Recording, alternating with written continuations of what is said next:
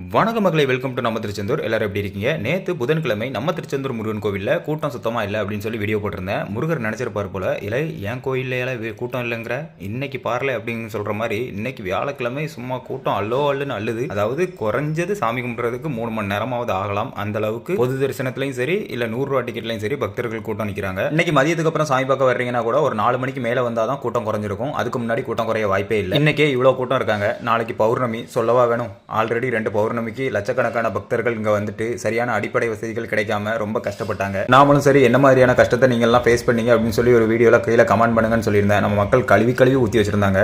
அதை வேற ஞாபகப்படுத்திட்டீங்க. நெஞ்சமெல்லாம் பொண்ணு அறக்கு தம்பி, மறக்க முடியல.